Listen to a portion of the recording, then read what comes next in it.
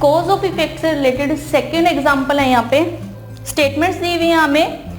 ए statement है the association of management colleges conduct a combined admission exam for all the institution this year. तो यहाँ पर जो college management का association है उसने इस साल सभी इंस्टीट्यूशन के लिए कंबाइंड एडमिशन कंडक्ट किया है। सेकेंड स्टेटमेंट है यहाँ पे, as the date for entrance exam for many management colleges clash last year, many candidates complaint that they could not appear for a number of entrance exam। Second statement में last year में कई सारी जो entrance exam थे उनकी जो date थी वो फिनिश हो चुकी थी, ठीक है, और काफ़ी सारे कैंडिडेट्स की ये कंप्लेंट थी कि वो जो एंट्रेंस एग्ज़ाम है कई एंट्रेंस एग्ज़ाम में वो अपीयर नहीं कर पाए। अब हमें दोनों ही जो स्टेटमेंट है वो क्लियर है कि जो मैनेजमेंट है उसने इस साल सभी इंस्टीट्यूशन के लिए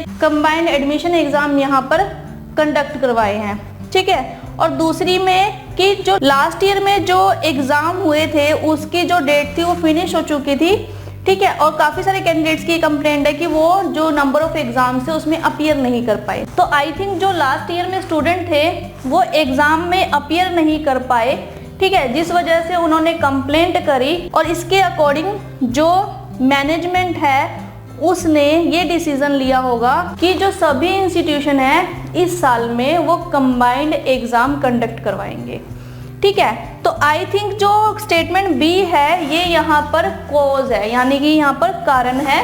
इस कारण के कारण उन पर ये इफेक्ट पड़ा, स्टेटमेंट ए वाला इफेक्ट पड़ा और उन्होंने ये डिसीजन लिया। तो हम कह सकते हैं यहाँ पर कि जो स्टेटमेंट बी है वो कॉज है और जो स्टेटमेंट ए है वो स्टेटमेंट बी का इफेक्ट है। तो यहाँ पर आंसर होगा हमारा, आंसर है B, statement B is cause and statement A is effect.